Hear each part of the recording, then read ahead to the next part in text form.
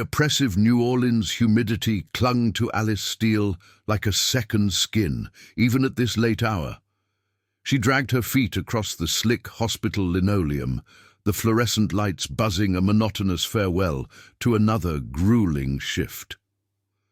At 26, her face already held the faint, etched lines of a life spent witnessing trauma, her eyes carrying a profound weariness. Beneath the surface, a deeper exhaustion gnawed at her. A quiet ache, left by a past that had taught her danger, often wore a familiar, intimate face. She yearned for a kind of safety that locked danger outside, a fortress against the unpredictable cruelty of the world. But such a thing felt like a distant fantasy. The automated doors hissed open, spitting her out into the humid night. The air was thick with the scent of rain, exhaust, and the distant, ever-present wail of sirens. Her worn sneakers crunched on the wet asphalt of the hospital parking lot. She just wanted her small, quiet apartment, a lukewarm shower, and a few hours of oblivion before the next shift claimed her. Then a sound cut through the city's drone. A muffled grunt followed by a heavy, sickening thud from the darkest corner of the lot near the overflowing dumpsters. Alice's breath hitched. Every instinct honed by her past screamed at her to keep walking, to ignore it, to disappear into the night. But the oath she'd taken, the core of who she was stronger. Her nurse's heart hammered against her ribs, demanding intervention. Danger pulsed, hot and heavy in the air. But her feet, seemingly of their own accord, turned towards the sound. She found him slumped against the concrete wall, a dark silhouette against the dim glow of a distant street lamp. A man, undeniably bleeding. The metallic tang of blood filled the humid air, growing stronger with every cautious step she took. As she drew closer, the extent of his injuries became horrifyingly clear. He was a large man, broad-shouldered, impeccably dressed, even in his current state, but a dark, spreading stain blossomed across his crisp white shirt, a stark testament to a fresh bullet wound. His eyes found hers. Even through the haze of pain and shock, they held an intense, predatory quality, a dangerous intelligence that cut through the agony. They weren't pleading, they were assessing, demanding. Alice felt a shiver trace down her spine, a recognition of something primal and untamed. This was not just a victim, this was a force.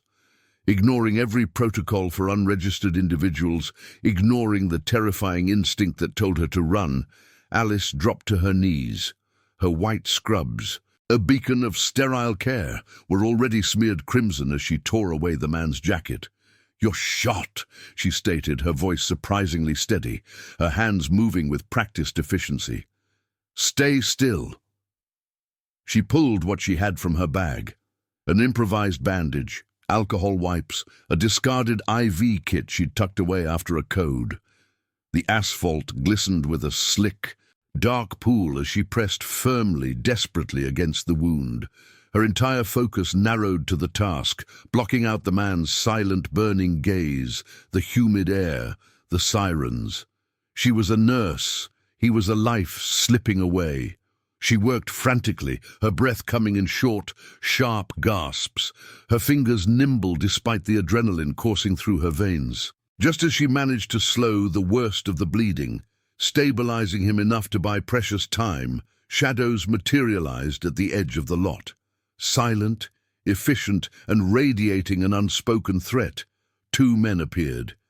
They moved with a chilling precision, scooping the injured man up as if he weighed nothing.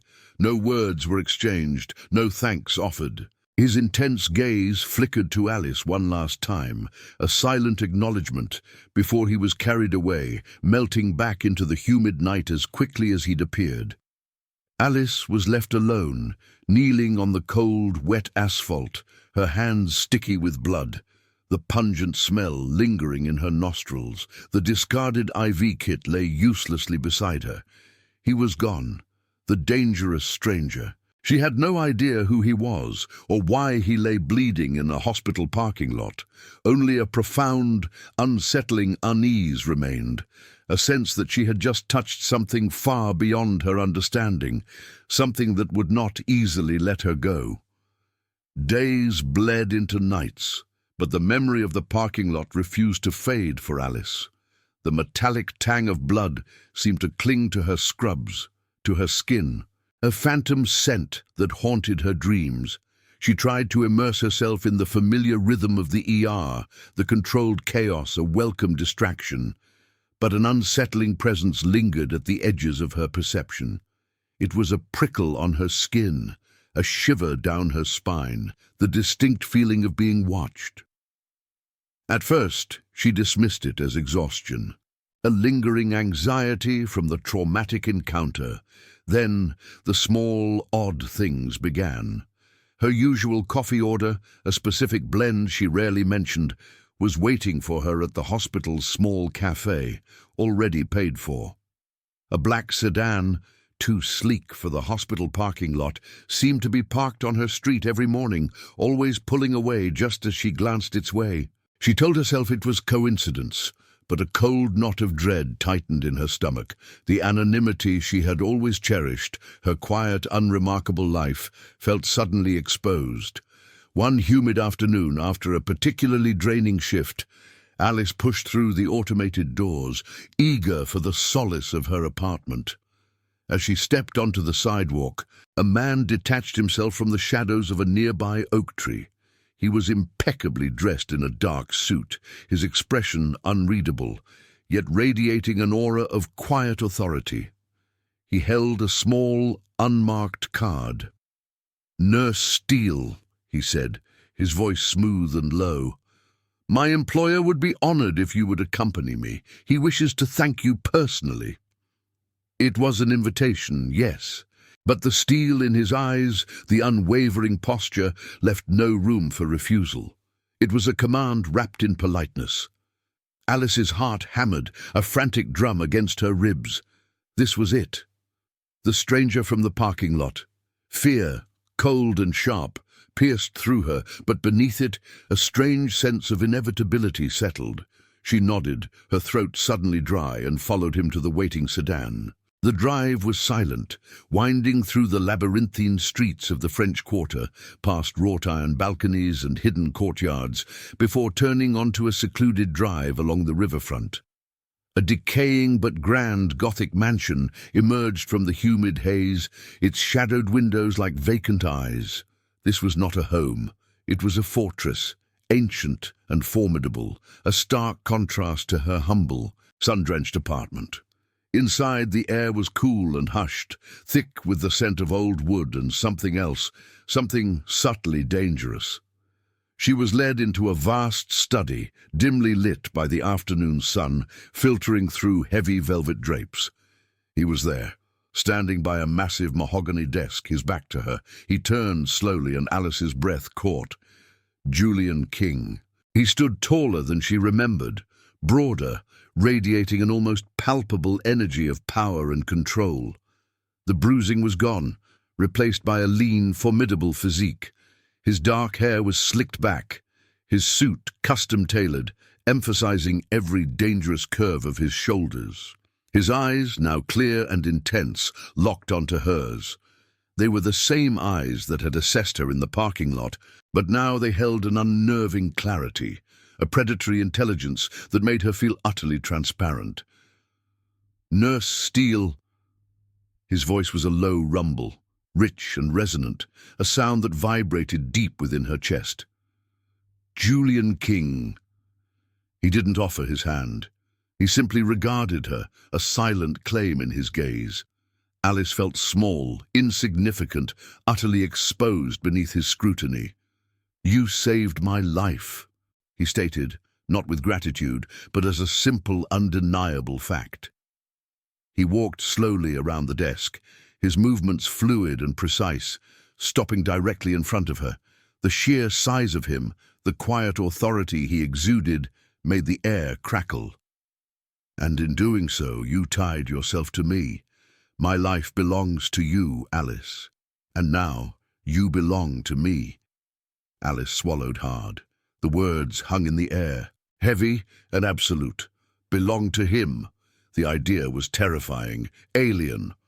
"My enemies know a nurse interfered," he continued, his voice dropping slightly, a dangerous edge creeping in.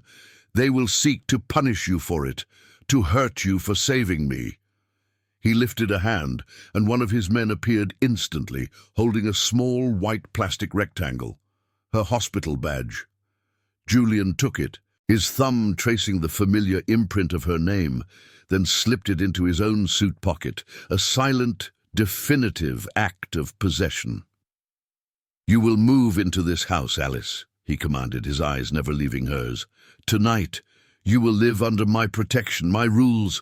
There will be no discussion, no negotiation. It is for your safety, and you are mine to keep safe."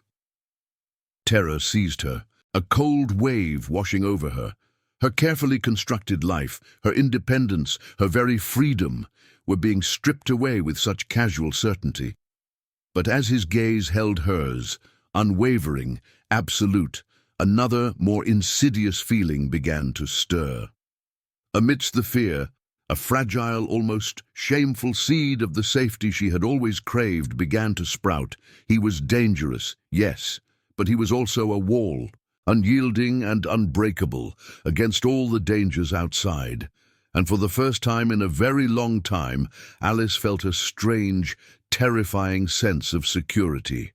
The sedan, with Alice still inside, glided through the ornate gates of the mansion.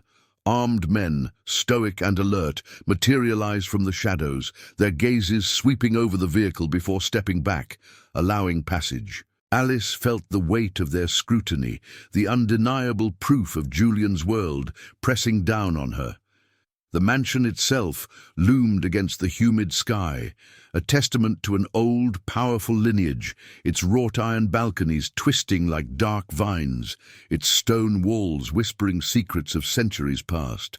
It was undeniably grand, imposing, but the heavy silence within its shadowed halls felt less like a home and more like a carefully constructed vault.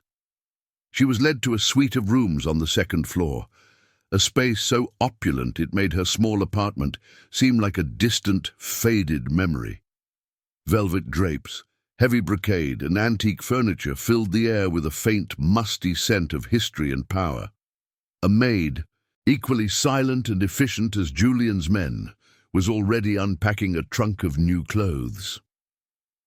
Alice's worn scrubs and sensible shoes lay folded neatly on a chaise lounge, looking utterly out of place, relics of a life that felt increasingly remote. She touched the smooth silk of a nightgown, then the soft cashmere of a sweater. They were beautiful, undeniably, but they felt like a new skin, chosen for her, not by her. Julian's presence was everywhere, even when he wasn't physically in the room. His authority was a palpable hum in the air, a constant reminder of who held the reins.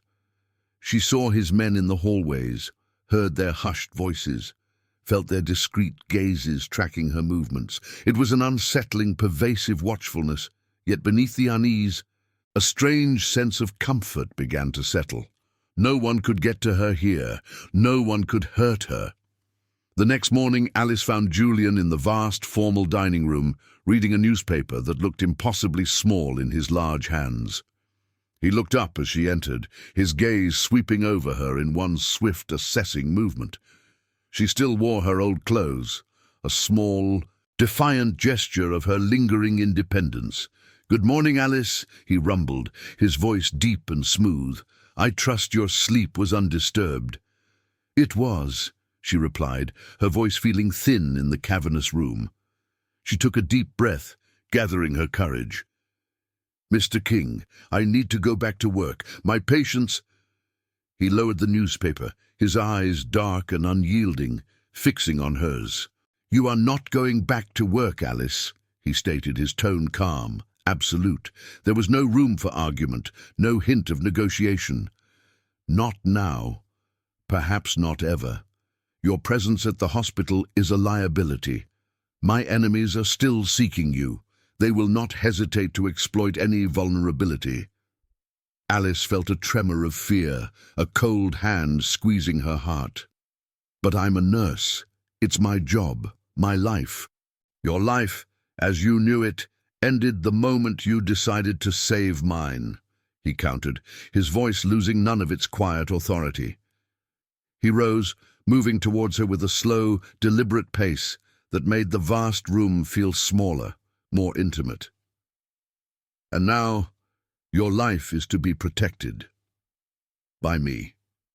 He stopped before her, the sheer size of him eclipsing her, making her feel fragile and delicate. He reached out, his long fingers gently plucking at the worn fabric of her blouse. These clothes, they carry the scent of your past, of danger. They will be replaced. He turned, gesturing to the maid, who appeared instantly with a selection of elegant dresses. You will wear what is provided, Julian continued, his gaze returning to her. It is part of your protection, a small concession for your safety. Alice wanted to rail against the injustice, to scream about her lost freedom, but the words died in her throat. His eyes held hers, unwavering, and she saw not cruelty but an absolute, unshakable conviction. He believed every word. He genuinely saw this as her salvation. And looking at the expensive fabric, the pristine, untouched beauty of the new clothes, a strange thought surfaced. She had never owned anything so luxurious. Her old life had been about patching up others, about scarcity, about managing the chaos. Here there was only abundance, order, and his terrifying, all-encompassing control. Later, dressed in a soft, flowing silk dress that felt alien yet strangely comforting against her skin, Alice wandered through the mansion. The silence was profound, broken only by the distant sounds of the city, filtered and softened by thick walls. She saw the guards, always present, always alert, yet never intrusive. Every door, every window, every corner felt secure. She realized with a startling clarity that for the first time in her life she didn't have to worry about locking a door, about checking the shadows, about the sudden, unexpected intrusion of danger. Julian King, this dangerous man who had claimed her, had meticulously constructed a fortress around her. It was a gilded cage, yes, but it was also a sanctuary. And in the oppressive grandeur, in the unwavering vigilance of his men, in the absolute unyielding certainty of his command, Alice felt an undeniable, almost intoxicating sense of safety. It was a terrifying price to pay, but the promise of unbreached protection, of an end to the constant low thrum of fear, was a siren song she was beginning to find impossible to resist. The days folded into a new rhythm, one dictated by the quiet pulse of the mansion and the unyielding will of its master. Alice found herself adjusting slowly, almost imperceptibly, to the gilded confines. The grand hallways, once oppressive, now felt like familiar passages. The pervasive silence, initially stifling, began to offer a strange kind of peace, a stark contrast to the frantic, siren-laced chaos of her former life. She explored the manicured gardens, the vast library, the hidden courtyards, always aware of the subtle presence of Julian's men. They were never intrusive, never spoke to her, yet their watchful eyes were a constant invisible tether, a reminder that her movements, though free within these walls, were never truly unwatched. She noticed, with a surprising pang, that the clamor of the ER, the desperate calls, the adrenaline-fueled decisions no longer pulled at her with the same urgency. In its place, a quiet appreciation for this enforced tranquility began to bloom. There were no urgent alarms here, no unpredictable dangers lurking. Every meal was prepared, every comfort provided, every need anticipated before she could even voice it. It was a life of effortless ease, a stark departure from the constant struggle of her past. Julian's control deepened, wrapping around her not like chains, but like an enveloping mist. It was never harsh or demeaning, but utterly absolute. He decided her schedule, from the time she woke to the books she might read in the evenings. He would casually inquire about her preferences, but the final choice always seemed to subtly shift back to his judgment, his quiet authority. She found herself eating food she'd never tried, listening to music she hadn't known existed, all subtly curated by him. It wasn't malicious. It was an all-encompassing, demanding care, a powerful hand guiding every facet of her existence. He simply knew what was best, and his decisions were final. One afternoon, a local news report briefly mentioned an inquiry into the unusual circumstances surrounding a recent hospital incident, referring vaguely to a nurse who had disappeared. Alice felt a jolt of anxiety, a familiar fear tightening her chest. But before she could even fully process it, Julian, who had been observing her from across the study, made a brief, almost imperceptible gesture to one of his men. The man vanished, and within hours, the local news channel mysteriously retracted its story, replacing it with a bland piece about city zoning. Julian never spoke of it, but Alice understood. He handled the ripples, the nuisances, the prying questions, ensuring that no outside chaos could touch her. His morally grey protector side, she realized, was a relentless, silent force. She started to find a strange comfort in his unwavering protection, in the sheer, undeniable power he wielded. It was terrifying, yes, but it was also profoundly reassuring. One evening, as she hesitated before a doorway leading to a more isolated wing of the mansion, Julian appeared behind her, his large frame suddenly filling the space. "Not that way, Alice," he rumbled, his voice low, a soft command that vibrated through her. She felt his gentle, firm hand settle at the small of her back, not pushing, but subtly guiding her towards another brightly lit corridor. "This way is safer." And she yielded. Without question, without argument, she simply turned and followed his lead. The warmth of his hand, the quiet certainty in his voice, dissolved her hesitation. A wave of peace washed over her, a relief so profound it startled her. To simply let go, to trust his judgment implicitly, to surrender to his silent command, felt like shedding a heavy burden she hadn't realized she was carrying. She had always fought, always struggled, always tried to control her own fate. But with Julian, she was learning that sometimes the safest place to be was within the impenetrable fortress of his will. A growing, albeit strange, connection had begun to knit itself between Alice and Julian. It wasn't love, not in the way she understood it, but a deep, unsettling sense of inevitability, a bond forged in blood and power. One evening, as the last slivers of twilight bled from the sky, painting the vast study in hues of indigo and gold, Alice found herself speaking, almost against her will.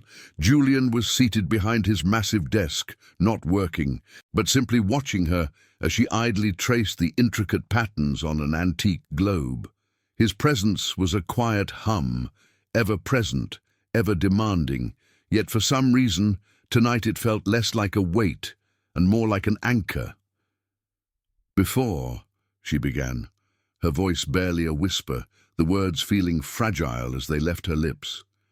She paused, searching for the right way to articulate the ghost that still lingered in her memories.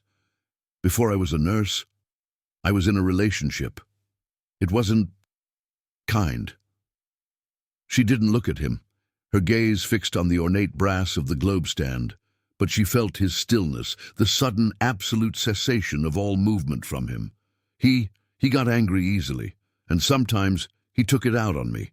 The words were clipped, terse, but they carried the weight of years of unspoken pain, of a humiliation she had meticulously buried. She didn't offer details, didn't need to. The raw essence of it hung in the air, a dark cloud she'd allowed to drift into his pristine world. Julian said nothing for a long moment. The silence was profound, broken only by the distant, rhythmic ticking of a grandfather clock in the hall. Alice finally risked a glance at him. His jaw was tight, etched with a grim line she hadn't seen before. His eyes, usually so clear and commanding, were now shadowed, almost predatory, but not directed at her. A cold, fierce anger radiated from him, so potent it made the air crackle. His hands, usually at rest or in motion with a subtle gesture, were clenched into fists on the desktop, knuckles white. He was listening, absorbing every unspoken detail, and his protective instincts, already formidable, were amplifying into something terrifyingly absolute. "No one," he rumbled, his voice low, a dangerous growl that vibrated through the quiet room, "will ever touch you again, Alice. Not like that, not ever." It wasn't a promise of comfort, but a vow of unyielding, brutal protection. It was a declaration of war against any shadow that dared to approach her. His gaze, when it finally met hers, was unwavering, a solid, unbreakable shield. She felt the stark truth of his words settle deep within her bones. He meant it. He would destroy anyone who dared to harm her. He pushed back from his desk, the heavy leather of his chair sighing softly, and moved to stand before her. He towered above her, a towering, unshakable presence. "Your hospital," he stated, his voice now calm, but with an underlying current of absolute finality. "Your indefinite leave has been arranged. There will be no questions, no repercussions. Your time, your profession, they are now dedicated to your safety, to your life within these walls." Alice felt a familiar pang of loss, a recognition that another piece of her old life, her old identity, had been definitively severed. But then Julian reached into his suit pocket. He withdrew her hospital badge, the simple plastic rectangle that had once been her emblem of purpose, of service. He didn't return it to her. Instead, he simply held it in his palm, his thumb tracing the embossed letters of her name, Alice Steele, RN, before slipping it back into his pocket, close to his heart. "It is safe," he murmured, his eyes locking with hers, "with me." It was a silent, powerful declaration. Her identity, her very essence, was now held within his keeping, a cherished possession. As she stood there, enveloped by his powerful presence, the weight of his words, the undeniable truth of his actions, a poignant realization bloomed in Alice's chest. Her past had been a landscape of anxiety, of constant vigilance, of trying to create a fragile sense of safety for herself, only to have it shattered. She had craved a fortress against danger, a protector who would stand unyielding against the world's cruelties. And now, paradoxically, she had found it. She was in the mansion of a ruthless Mafia don, a man capable of terrifying violence, a man who had claimed her as his own. She had lost her freedom, her job, her very independence. Yet, in the unwavering gaze of his dark eyes, in the unshakable certainty of his command, in the absolute unyielding wall of his protection, Alice felt a profound, unprecedented sense of security. The constant low thrum of fear that had been her lifelong companion had quieted.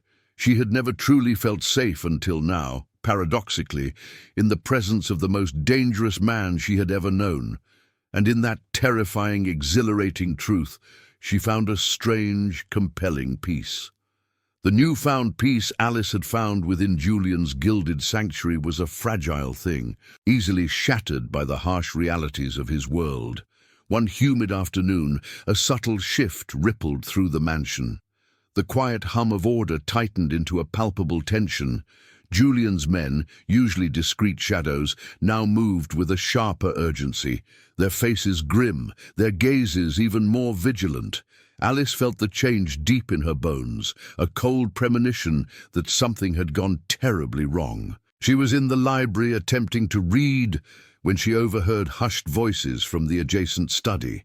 Julian's voice, usually a low rumble, was now sharper, laced with an icy precision that sent a shiver down her spine. Words drifted through the heavy oak door, fragments she pieced together: French Quarter, Club, hit hard, message, the nurse. Her blood ran cold. The nurse. They knew. His enemies knew she had interfered. Her act of saving him had painted a target not just on him, but squarely on her back. Julian entered the library moments later. His face was a mask of granite, all charm stripped away, revealing the raw, ruthless power beneath. His eyes, dark as midnight, swept over her, a possessive, almost predatory glint in their depths. The sheer size of him, the coiled tension in his broad shoulders, made her feel utterly small, utterly vulnerable. "They hit a place in the quarter," he stated, his voice devoid of emotion, a cold, hard fact. "They want to send a message. They know you saved me, Alice. They know you are the reason I survived." He moved to the tall windows, pulling back a heavy drape to reveal the humid, shadowy gardens. "This house is now a fortress. My men are doubling patrols. Every entrance, every window, every inch of this property is being reinforced." Alice felt her breath catch in her throat. The mansion, her sanctuary, was becoming a cage in a war zone. "What does that mean?" she whispered, her voice trembling. He turned, his gaze pinning her in place. "It means they will come for you, Alice. To punish you for interfering, to hurt you because you are mine." His words, brutal in their honesty, were not meant to frighten her, but to impress upon her the absolute gravity of their situation. He wasn't just protecting her from a vague threat. He was shielding her from a direct personal assault. "You will not leave these walls. You will follow every instruction, every command, without question. Your safety depends on it. Your life depends on it." His authority was absolute, unyielding. There was no room for protest, no space for argument. And in the face of such stark, terrifying danger, Alice felt the fragile thread of her will snap. She nodded, her throat tight, a silent promise to obey. The fear was overwhelming, a primal terror that clawed at her. But beneath it, a strange, fierce comfort began to assert itself. He was not asking her to be brave. He was simply demanding her compliance, promising his unwavering strength in return. Over the next few hours, Alice witnessed Julian's world in full, terrifying swing. She stayed in the study, a silent observer as men filtered in and out, their faces grim, their movements precise. Julian stood by the large map of New Orleans, his finger tracing lines, his voice a low, relentless stream of orders. He spoke in cold, precise terms about neutralizing threats, about sending messages, about territory. There was no hesitation, no doubt, only absolute ruthless efficiency. He was a general commanding his army, a king defending his domain. She heard him give commands that chilled her to the bone, orders that implied violence, destruction, and swift retaliation. He was a force of nature, terrifying in his power, yet focused with an unshakable resolve. She watched him, a knot of dread tightening in her stomach, but also a growing sense of awe. This was the man who had claimed her, the man who now stood as an impenetrable wall between her and the horrors of the world. He was dangerous, yes, but that danger was now directed outward, shielding her with its ferocity.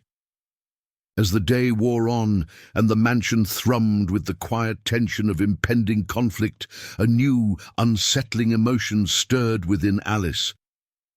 She had been afraid of him, then afraid for herself because of him. Now, watching him, seeing the immense pressure he bore, the cold, calculating ruthlessness he wielded for her, a different kind of fear began to bloom. It was a fear for Julian. His unwavering courage, his absolute dedication to protecting her, the sheer burden of the war he was waging on her behalf, sparked a deeper concern in her chest, a quiet, terrifying realization. She didn't just need his protection.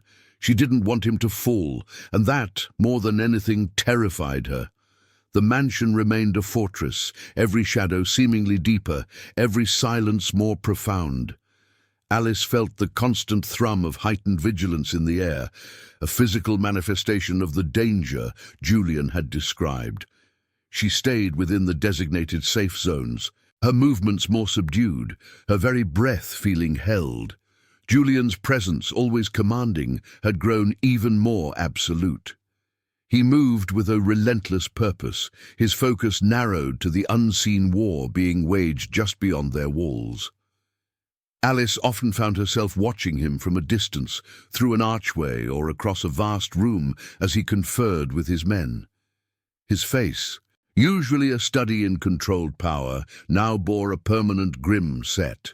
His voice, when she heard it, was always low, precise, issuing commands that sent shivers down her spine, even when she didn't understand their full implication. She understood only that he was fighting relentlessly for her. One afternoon, she saw him poring over a collection of documents in the study, his brow furrowed in concentration. As one of his lieutenants spoke, pointing to a photograph, Alice caught a glimpse of a familiar street sign, a part of her old neighborhood. A cold dread seeped into her. They weren't just attacking his businesses, they were digging into her past. Her carefully constructed anonymity, her attempt to leave her old life behind, felt utterly exposed. Julian's eyes, when he looked up, were like chips of dark ice. He didn't explain what he'd seen, but Alice felt the weight of it, the sudden, sharp shift in his demeanor. It was as if a new, more insidious layer of threat had been unveiled. His gaze lingered on her for a moment longer than usual, a flicker of something unreadable in their depths, a tightened line around his mouth. Alice felt a prickle of unease, a sense that he knew something intimately connected to her history that he wasn't sharing. She saw him clench his jaw, a muscle jumping in his cheek, as if wrestling with a fierce internal battle. His focus, she realized, had intensified, becoming almost possessive in its intensity, centered entirely on her. Later that evening, as dusk bled across the sky, painting the river a bruised purple, Alice was in her suite, trying to calm her racing heart. The new information, the knowledge that her past was being unearthed, felt like a violation. She walked to the large window, drawn by a morbid curiosity, to look out at the fortified perimeter. She rarely did, usually finding the sight of armed guards unsettling, but tonight she needed a tangible reminder of her protection. Suddenly, a series of sharp, muffled shouts erupted from the distant tree line. A vehicle, dark and nondescript, had attempted to breach the outermost fence. It moved with a desperate, reckless speed, clearly intending to ram through. Before Alice could fully process what she was seeing, Julian's men moved with horrifying efficiency. A cacophony of shattering glass, tearing metal, and sharp, decisive commands pierced the humid air. The vehicle was intercepted, surrounded, neutralized in a matter of seconds. It was brutal, swift, and utterly terrifying. Alice instinctively recoiled from the window, her heart hammering against her ribs, a frantic bird trapped in a cage. Her hands flew to her mouth, stifling a gasp. She hadn't seen the details, hadn't witnessed the violence up close, but the raw sound of it, the cold, calculated speed with which it was handled, left her trembling. Moments later, Julian was in her room. He didn't knock, simply opened the door, his gaze sweeping over her, assessing her reaction. He saw her pale face, her trembling hands, the wide, terrified look in her eyes. He didn't speak of the incident, didn't need to. His presence alone was an acknowledgement, a silent declaration. He walked to her, his movements slow, deliberate, until he stood directly in front of her. The sheer size of him, the radiating power he exuded, was overwhelming. She felt like a small, fragile bird caught in the shadow of a hawk. He reached out, his large hand gently cupping her jaw, his thumb stroking her cheek. "It is handled," he rumbled, his voice low and steady, a deep vibration that seemed to calm the frantic beating of her heart. "You are safe, Alice. You are always safe here." His touch was firm, possessive, yet undeniably comforting.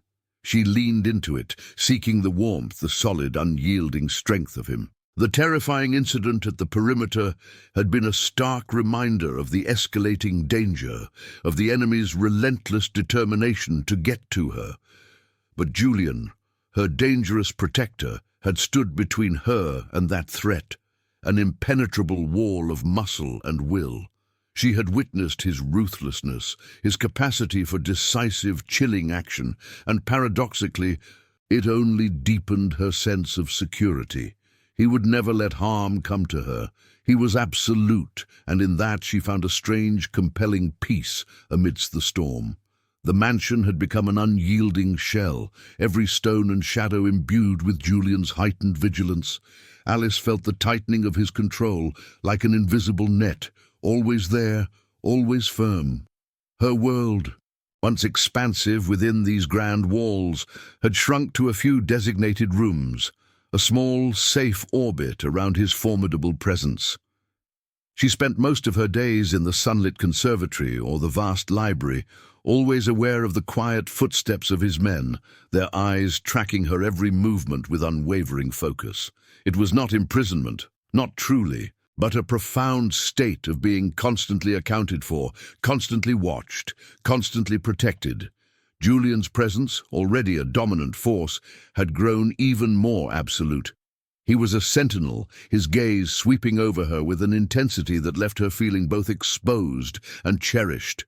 He would often appear silently in a doorway, his sheer size filling the frame, his eyes assessing her, ensuring her well-being.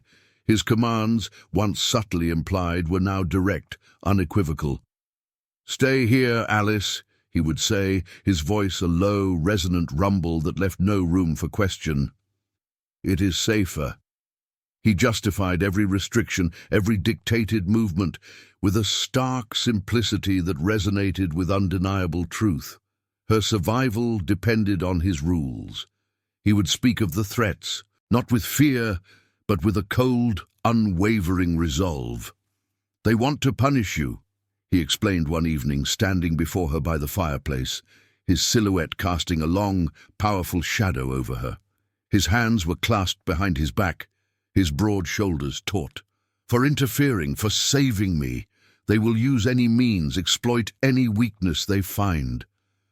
His eyes, dark and piercing, held hers, relaying the brutal reality of his world. "My methods, Alice, are harsh, because the threat is absolute. There is no other way to guarantee your safety."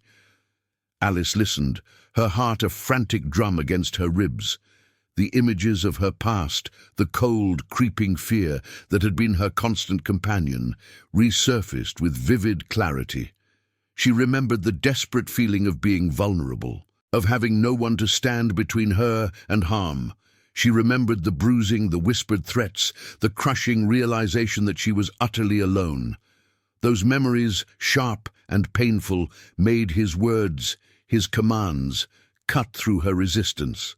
She yielded completely. The fight, the small, quiet struggle for independence, simply left her.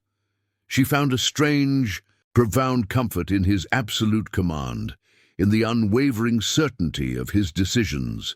To simply obey, to let go of the burden of choice, of fear, was a relief so profound it brought an unexpected sense of peace. She trusted his judgment implicitly, a deep, primal trust that settled into her bones. His harsh measures, she knew, were solely to keep her safe. His control, his demanding care, was a shield, an impenetrable wall against the chaos that clawed at the edges of their world. She clung to the belief that he would never let harm come to her, that his power, his ruthlessness, his terrifying resolve would always be enough. He was a dangerous man, a man capable of unspeakable acts, but that very danger, she now understood, was her salvation.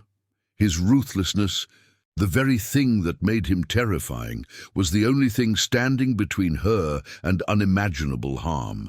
He was her morally grey protector, and in his formidable shadow, Alice felt an intoxicating, unshakable sense of security. She was his, and he would not permit her to be touched. The mansion had been a place of anxious quiet, but now a new, chilling silence had descended. Alice felt it in the hushed movements of Julian's men, in the way they seemed to hold their breath, anticipating. Julian himself was a formidable storm gathering on the horizon. She had seen him earlier, striding through the main hall, his face a mask of granite, his eyes holding a dangerous, icy glint she hadn't witnessed before. He carried a tablet, its screen displaying a blurred image she couldn't quite discern, but the way his knuckles whitened around the device spoke volumes. He had found something significant and deeply unsettling. Later, he sent for her. Alice walked to the study with a heavy heart, her stomach churning with a cold dread. She knew instinctively that this was about her past, about the shadows that had begun to creep into her gilded cage. Julian stood by the tall, arched window overlooking the river, his back to her, his powerful silhouette framed against the bruised twilight sky. He was a towering, unshakable presence, radiating an intensity that made the air thrum. He turned slowly, his gaze sweeping over her, assessing her with a profound seriousness that tightened the knot in her stomach. His eyes, usually commanding, now held a deep, simmering fury, but it wasn't directed at her. It was a cold, protective rage, focused outwards. In his hand, he held a single printed photograph. "Alice," he began, his voice low, a deep rumble that vibrated through the quiet room, devoid of its usual charm. It was purely the voice of a man delivering a grave truth. "My men have confirmed it. The enemy has a new ally, someone who knows your past, someone who identified you as the nurse who saved my life." He paused, his gaze unwavering. And then, with a slow, deliberate movement, he extended the photograph towards her. Alice's breath hitched. Her eyes fell on the image, and the world seemed to tilt on its axis. It was him, Mark, her ex, older, harder, but undeniably the same face that had haunted her nightmares for years. He was out of prison, he was here, and he was working with Julian's enemies, targeting her. A gasp tore from her throat, raw and choked. The blood drained from her face, leaving her feeling cold and hollow. The walls of Julian's mansion, her sanctuary, suddenly felt flimsy, porous. Mark, the ghost from her past, the architect of her deepest fears, had returned. Her carefully constructed defenses crumbled, exposing the raw, tender wound of her trauma. Her body began to tremble, a deep, uncontrollable shiver that started in her core and spread through every limb. She felt a wave of nausea, a dizzying sense of being flung back in time, back to the moments of fear and helplessness she had fought so desperately to escape. Julian moved then, his powerful frame closing the distance between them in 2 swift strides. He took the photograph from her trembling fingers, tossing it onto his desk with a dismissive, almost contemptuous flick of his wrist. He was before her, towering, immense, his presence an immediate, unyielding wall against the rising tide of her panic. "He will never touch you again, Alice," Julian vowed, his voice a low, dangerous growl, laced with a cold fury that promised absolute retribution. He reached out, his large hands settling firmly on her shoulders, his grip strong, grounding. This time, he will not even come close. His gaze burned into hers, fierce and absolute. She felt the warmth of his hands through the thin fabric of her dress, a solid anchor in the storm of her resurfacing trauma. He saw the terror in her eyes, the vivid replaying of her past, and his own eyes hardened, glinting with a lethal intent that was both terrifying and profoundly comforting. "He thinks he can hurt you to get to me," Julian continued, his voice dropping to a near whisper, a lethal promise. "He will learn. Anyone who even thinks of touching what is mine will regret the day they drew breath." His hands slid from her shoulders, one cupping the back of her head, the other settling at the small of her back, pulling her gently, inexorably into his unyielding form. her face pressed against the solid expanse of his chest, inhaling the scent of his expensive cologne, of power and danger. She felt the steady, powerful thrum of his heartbeat against her ear, a primal rhythm that slowly began to calm the frantic beating of her own. He held her, an unbreakable shield against the ghost of her past, against the very real danger that now sought her.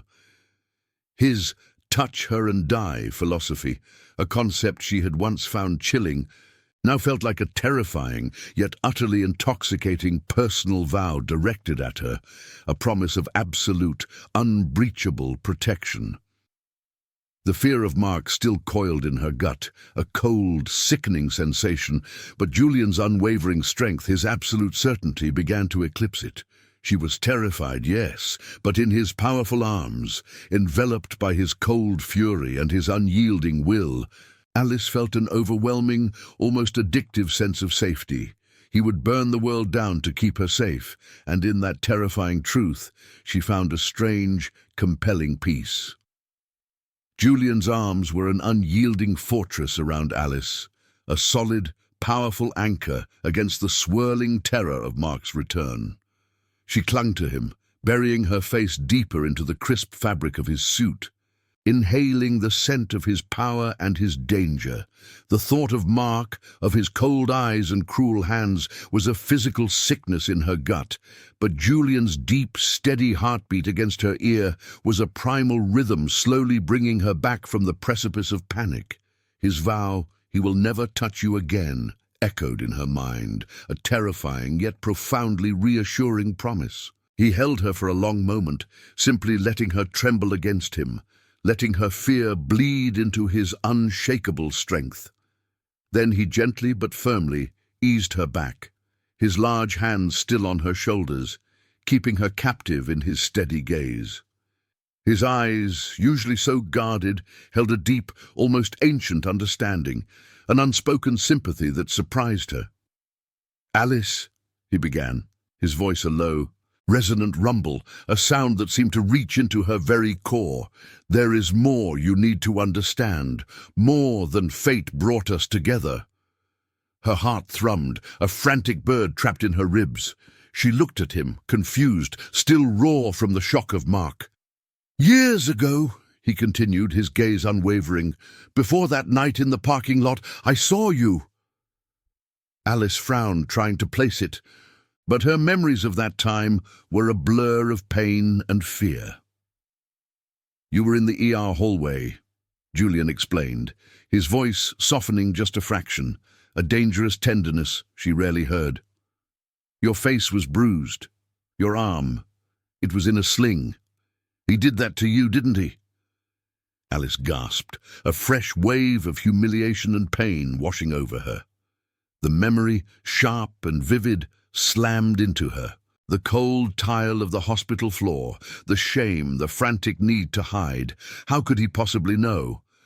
"I was there on business," Julian continued, his jaw tightening as if remembering the scene himself. "I saw you, broken, terrified, and I swore, then and there, that no one would ever hurt you like that again." Alice stared at him, speechless. The revelation was a shock, a seismic shift in her understanding of their connection. It wasn't just the life debt, it wasn't just fate. He had seen her at her most vulnerable, at her lowest point, and he had remembered. "I followed your career, Alice," he admitted, his thumb gently stroking her jawline. "Quietly, from the shadows. I pulled strings, ensured you were on safer shifts. Made sure certain troublesome patients never made it to your floor. You never knew, you never needed to." The words hung in the air, heavy with unspoken implications. He had been there, watching, protecting, guiding her path, even before she knew he existed. The dangerous stranger who had claimed her had in fact been her silent guardian all along. A profound comfort, warm and overwhelming, spread through Alice's chest, pushing back the cold dread of Mark. It wasn't just a claim born of a life saved. It was a fated, protective devotion that had spanned years. His current possessiveness, his absolute authority, no longer felt like a sudden, terrifying imposition. Instead, it felt like the natural culmination of a silent, unwavering promise he had made to her in the shadows. He hadn't just claimed her life. He'd been safeguarding it for years. The terrifying control he exerted now was simply the open manifestation of a protection he had always provided. He was not merely her captor. He was her destiny, her unbreakable shield. Just as this new, astonishing truth settled within her, a subtle shift rippled through the mansion. A faint, distant sound, like a sharp, muffled crack, vibrated through the stone walls. Julian's head tilted infinitesimally. His eyes, still fixed on hers, now held a new, chilling focus. The tenderness in his gaze hardened, replaced by a cold, calculating ruthlessness. He didn't speak, but Alice felt the change, a sudden lethal tension in his powerful frame. He moved, pulling her closer, pressing her back against his chest, shielding her completely. His hand settled firmly over hers, a silent, absolute command to stay, to trust. Moments later, a low, urgent voice filtered from the hallway, too indistinct for Alice to understand, but she heard the name of one of Julian's men, spoken with a grim finality. Julian simply nodded, his jaw tight. "It is handled," he rumbled, his voice devoid of emotion, a cold, absolute statement. He didn't elaborate, didn't need to. Alice understood. Someone had tried to get too close. Someone had attempted to gather intelligence, to probe at his defenses. And Julian's men, with swift, brutal efficiency, had eliminated the threat. A shiver traced down Alice's spine, a recognition of the implicit violence, the unyielding power. It was a terrifying reality, a bloody message delivered without a word. Yet as she felt the solid wall of Julian's body behind her, his arms wrapped securely around her, a strange, almost addictive sense of safety settled over her. His touch her and die mentality wasn't just a threat. It was a living, breathing promise, brutally enforced. He would burn the world down for her, and in his formidable shadow, she was utterly, completely safe. The mansion, usually a place of anxious quiet, now thrummed with a new, dangerous energy. Alice felt it in the tightening of the air, in the hushed, urgent voices of Julian's men that occasionally reached her from the study. The return of Mark had not only shattered her personal peace, but had also intensified the war Julian was waging. Every shadow seemed to deepen, every sound amplified, and Alice knew with a chilling certainty that the enemy was moving. Julian's presence was a constant, formidable force. He moved through the mansion with a relentless purpose, his face a mask of granite, his eyes sharp with an almost terrifying focus. She often caught glimpses of him in the vast study, bent over maps, his large hands gesturing with an unwavering precision as he spoke to his lieutenants. She didn't understand the strategies, the intricate details of his world, but she understood the gravity. Mark's intimate knowledge of her past, her habits, her vulnerabilities was now a weapon in the hands of Julian's enemies. They were planning, precise and malicious, to exploit every weakness he might have overlooked. One evening, Julian found her in the conservatory, staring blindly out at the rain-streaked gardens. He stood silently behind her for a moment, his presence a warm, unyielding wall at her back. "They are targeting your old life, Alice," he stated, his voice a low rumble that vibrated through her, devoid of any softness. "Places you frequented, people you once knew. Mark is guiding them." Alice flinched, a cold wave of fear washing over her. Her stomach churned. The thought of her past being picked apart, of innocent people being pulled into this deadly game, was sickening. She turned to face him, her eyes wide with a desperate plea. "Can't you—" "I anticipate their every move," he interrupted, his voice firm, absolute. He didn't offer comfort, but a statement of undeniable fact. "My network is vast. Their plans are known to me almost as soon as they are conceived." He stepped closer, his sheer size overwhelming, eclipsing the world around her. But you must understand, Alice, the stakes are absolute. You will follow my instructions without question. Every movement you make, every word you speak, will be guided by my command. There is no room for hesitation, no space for defiance. It is for your survival." Alice swallowed hard. The absolute finality in his tone, the unyielding power radiating from him, left her no choice. And strangely, in the face of such terrifying certainty, her fear began to morph into something else. A profound sense of relief. To simply surrender, to place her entire existence into his capable, dangerous hands, felt like shedding a crushing weight. She nodded, her gaze locked with his, a silent promise of absolute obedience. She was fully committed now. Her trust in him, in his ruthless protection, was complete. Over the next few days, the tension in the mansion became almost unbearable. Julian rarely slept, his presence a constant, watchful sentinel. Alice would find him late at night in the study, surrounded by his men, the air thick with strategy and unspoken threats. There were moments, fleeting but noticeable, when she saw the immense pressure he was under. A flicker in his usually icy control, a slight tightening around his eyes, a momentary stillness that spoke of the immense burden he carried. He was fighting a war for her, and even a man as powerful as Julian King felt the strain. In these rare moments, Alice found herself drawn to him. She would approach him quietly, not speaking, simply staying near. She wasn't an advisor, couldn't offer solutions, but she could be present. One evening, as he stood by the large map, his finger tracing a dangerous route, she simply stood beside him, her hand resting lightly on the back of his chair. He didn't acknowledge her touch verbally, but she felt a subtle shift in his posture, a slight easing of the rigid tension in his broad shoulders. Her unwavering trust, her quiet presence, became a calming anchor in his storm. She was his emotional anchor, a silent source of strength. She found herself watching his profile, the hard line of his jaw, the relentless focus in his eyes. He was dangerous, yes, but he was her danger, pointed outwards, shielding her from the world. Her safety was his singular, absolute purpose. The thought of returning to her old life, to the constant low thrum of insecurity and the ever-present threat of chaos, now felt utterly alien. Here, in the heart of his power, under his complete and demanding control, Alice felt an intoxicating, unshakable sense of security.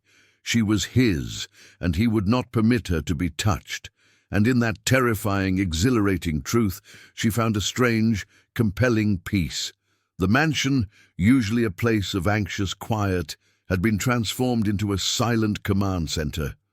The air thrummed with a new, potent energy, a dangerous hum that settled deep in Alice's bones. Julian's most loyal men moved through the grand halls, no longer mere shadows, but formidable figures, their faces grim, their movements precise. Weapons, polished and deadly, were checked with methodical care in hushed corners. Maps were spread across vast tables in the study, dotted with strategic markers, while low voices murmured intricate plans. The tension was palpable, a live current running through every stone of the ancient house.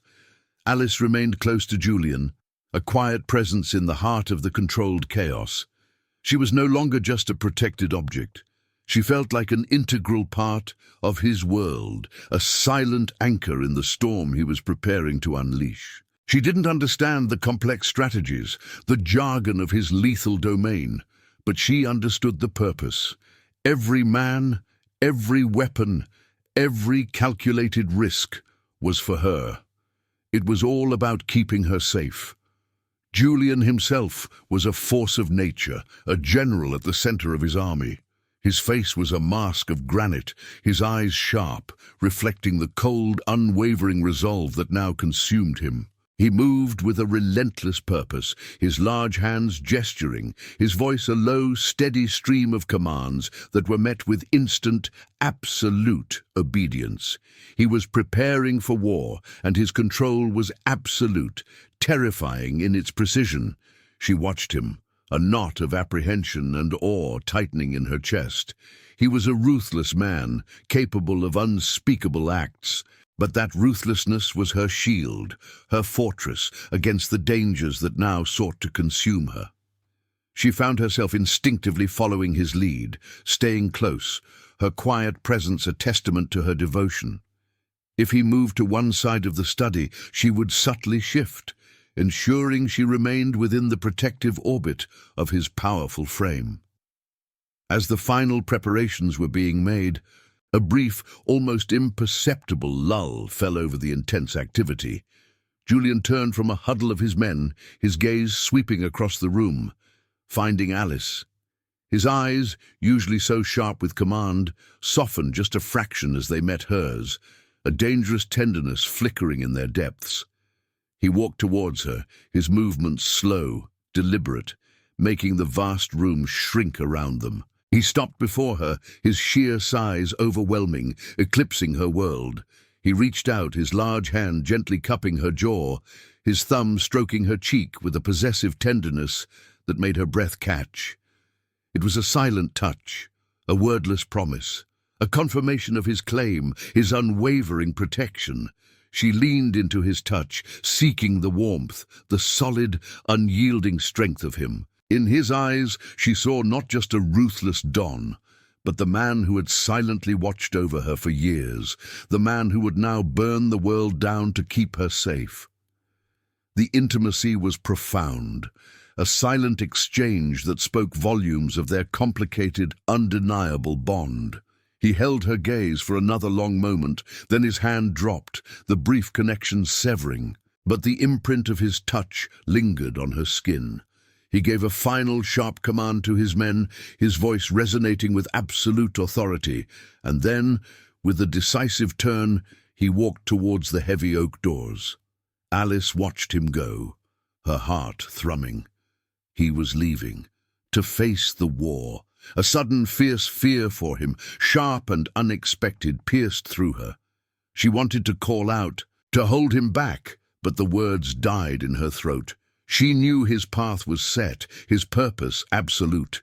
He paused at the threshold, his hand on the ornate doorknob, and glanced back at her one last time.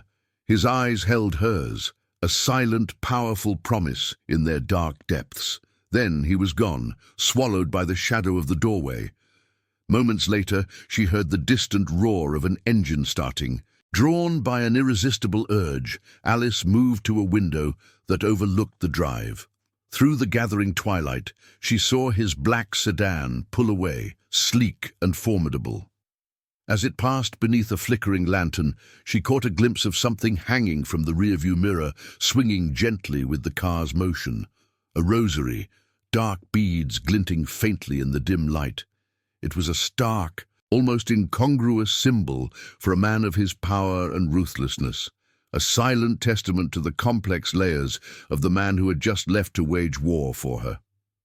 The car sped away, disappearing into the humid New Orleans night, leaving Alice alone in the silent, waiting mansion, her heart echoing with the promise of his return and the terrifying, intoxicating certainty of his protection. The silence of the mansion had been a heavy, waiting thing, but the hospital's night shift hummed with a different kind of quiet, the controlled, hushed chaos of an ER in the late hours.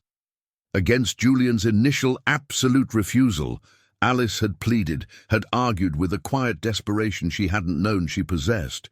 She was a nurse. Her skills, her training, felt like a vital part of her soul, and to abandon them completely felt like abandoning herself. Julian had eventually relented, his eyes dark with reluctant agreement, but only after stationing his most trusted men in a discreet perimeter around the hospital. Their presence, an invisible, unyielding shield. Even here, amidst the antiseptic scent and the low murmurs of suffering, she was under his command, under his watch. Alice moved through the dimly lit corridors, the rhythmic beep of monitors and the distant cries of patients a familiar soundtrack. Her scrubs, once a symbol of her independence, now felt like a uniform worn under a powerful, unseen authority. She was checking on a patient in recovery when a sudden, jarring crash echoed from the service entrance hallway, followed by a muffled shout. Her blood ran cold. This wasn't the usual hospital chaos. This was different. This was wrong. A wave of primal fear surged through her, a cold premonition that settled deep in her bones. Julian's warnings, his absolute commands, suddenly blared in her mind with horrifying clarity. Her ex, Mark, he knew this place, knew its vulnerabilities. Her heart hammered against her ribs, a frantic drum against the encroaching dread. The hospital, a place of healing, was suddenly filled with a terrifying alien noise. Footsteps, heavy and urgent, pounded down the hallway. Shouts, not of medical urgency, but of aggression, echoed off the sterile walls. Alice instinctively pressed herself against the wall, her breath catching in her throat, her eyes wide with terror. She heard a familiar voice, sharp and cruel, cutting through the chaos. Mark's voice. He was here. He was coming for her. The doors to the recovery area burst open, revealing a group of heavily armed men, their faces grim, their movements brutal. And in the lead, a twisted sneer on his face, was Mark, his eyes cold and filled with a sick triumph, locked onto Alice. "There she is," he snarled, his gaze lingering on her with a predatory intensity that made her stomach churn. The Don's nurse. Alice felt paralyzed, trapped. Her mind screamed for Julian, for the unyielding wall of his protection, but he was miles away, in his mansion, preparing for a war she couldn't comprehend. She was alone, exposed, utterly vulnerable. But then a new sound cut through the terror, a deep, guttural roar that vibrated through the very foundation of the hospital. It was a sound of absolute fury, of unleashed power. It was Julian. He stormed through the main entrance, a formidable force of nature. His suit, usually so impeccable, was already rumpled, his dark hair falling across his forehead, his eyes blazing with a terrifying cold rage. Behind him, a wave of his men followed, moving with brutal efficiency, their weapons glinting under the harsh hospital lights. The hospital became a battleground in an instant.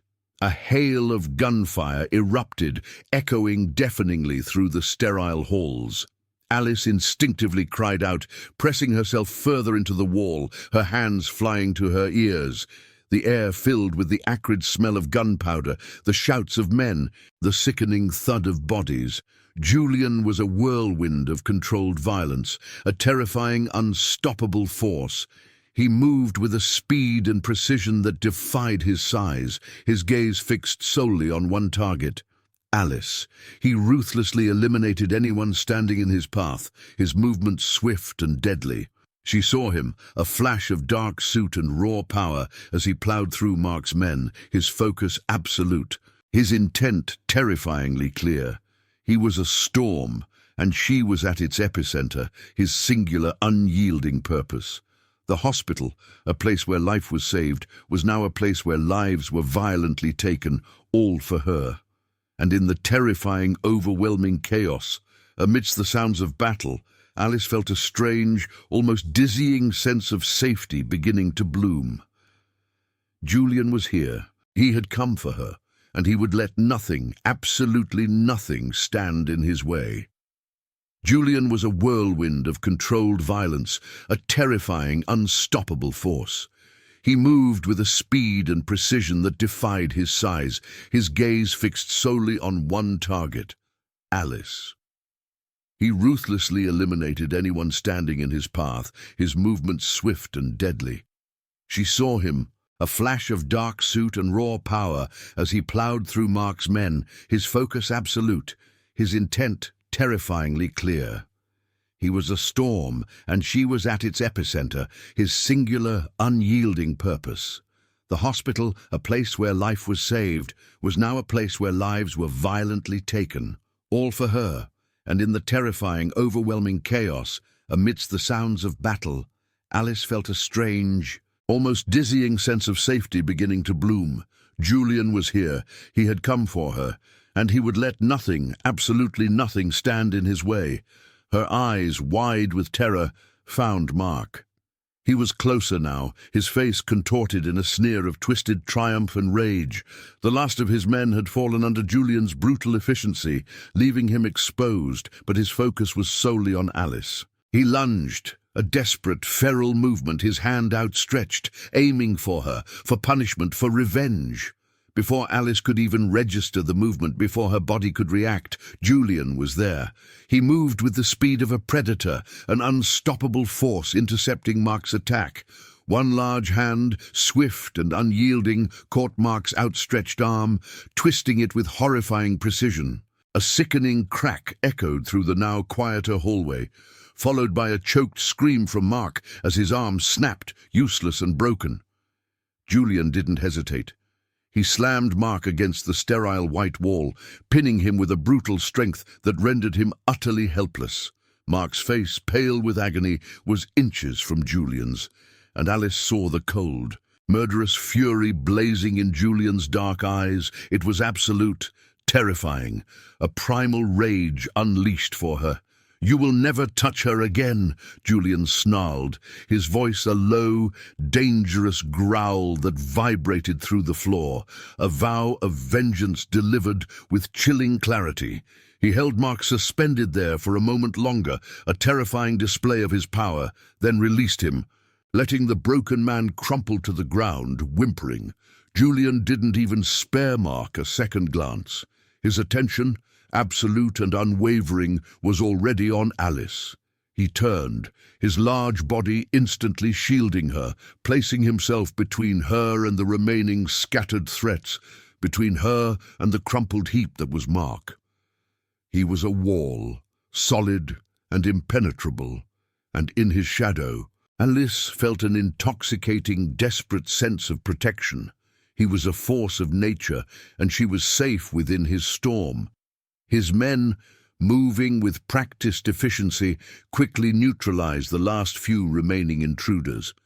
The sounds of conflict faded, replaced by the heavy silence of aftermath, punctuated by groans and the distant wail of approaching sirens. The acrid smell of gunpowder hung heavy in the air, a stark reminder of the brutal efficiency with which Julian had stormed her world. Then, the true chaos began. Police sirens shrieked closer, their lights flashing through the hospital windows, painting the scene in stark red and blue. Uniformed officers, their faces grim, swarmed the hallway, their weapons drawn, their shouts echoing through the now silent battlefield. They saw the bodies, the discarded weapons, the broken man on the floor, and their gazes, accusatory and wary, settled on Julian, then on Alice. An officer, his voice firm, approached them cautiously. "Nurse Steele, are you all right?" he asked, his eyes flickering from Julian's imposing form to Alice's trembling figure. "We can get you out of here. Away from him. You're under no obligation to stay." Alice felt the words, heard the offer of freedom, of escape, of a return to her old life, but the thought was jarring, alien. Away from him. Away from the man who had just burned down a hospital to save her, away from the unyielding strength that had just crushed her greatest fear. Her gaze found Julian's. He was still shielding her, his back to the officers, his body a solid barrier. He didn't look at her, didn't speak, but she felt his stillness, his silent demand, his absolute certainty.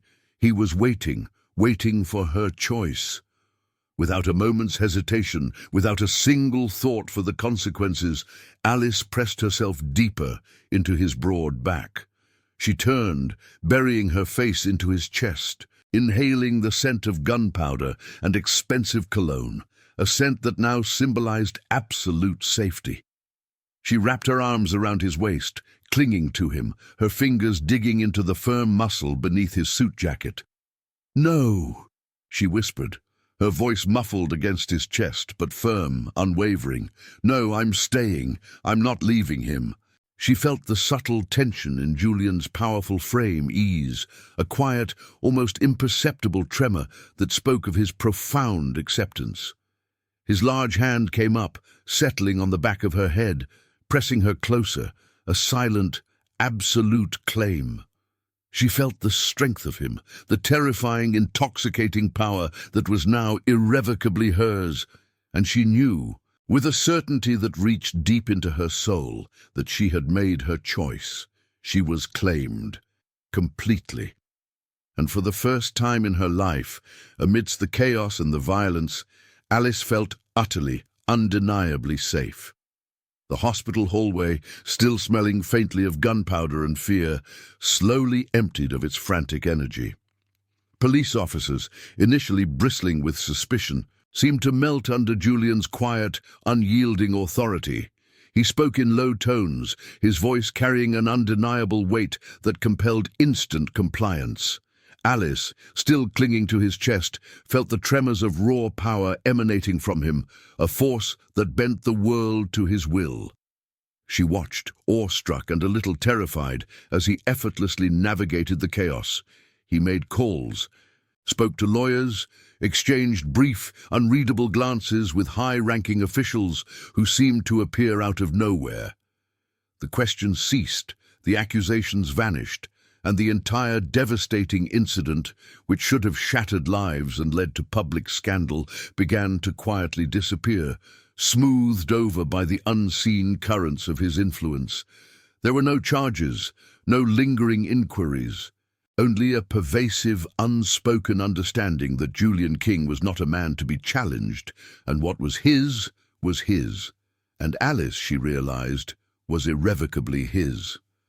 Days later, back in the hushed opulence of the mansion, Alice felt the trauma of that night begin to recede, replaced by a profound, almost dizzying sense of peace. Mark was gone, a broken shadow of his former self, a threat utterly neutralized. The memory of his twisted face, of his cruel hands, still pricked at the edges of her mind. But it was now overshadowed by the image of Julian, a terrifying, righteous storm, smashing through every obstacle to reach her. She was safe, truly, undeniably safe. The constant low thrum of fear that had been her lifelong companion had finally mercifully quieted. She moved through the mansion, no longer with a sense of confinement, but with a deep, quiet acceptance. Her choice at the hospital, her unwavering refusal to leave Julian, hadn't been an act of desperation, but a profound, instinctual declaration of where she belonged. The forced proximity, the initial terror, had blossomed into an unwavering certainty. She loved him. It wasn't the gentle, soft love she might have once imagined, but a fierce, dependent devotion, forged in fire and blood. He was her protector, her anchor, the formidable wall that stood between her and every danger the world could conjure. There was no doubt now, her place was by his side, forever intertwined with his power, his will. Julian's demanding nature, while still absolute, had softened around her edges, becoming less a command and more a profound devotion. He watched her, his dark eyes carrying a possessive tenderness that made her heart ache. Every need was anticipated, every comfort provided, but now with a gentle insistence, a quiet understanding that she was cherished. He would often find her in the library or the conservatory and simply sit near her, his powerful presence a comforting weight in the room. He didn't need to speak. His presence was enough, a constant reminder of his unwavering protection. One afternoon, he found her by the large windows overlooking the river. He approached silently, and Alice turned, her gaze meeting his. He held something in his large hand, something small and white. Her hospital badge. The badge he had taken from her, the symbol of her old life, her old identity. Her breath caught. He didn't offer it back to her directly. Instead, he simply looked at it, his thumb tracing the embossed letters of her name. Then, With a slow, deliberate movement, he clipped it to the breast pocket of his own impeccably tailored suit jacket directly over his heart. His eyes, dark and intense, met hers.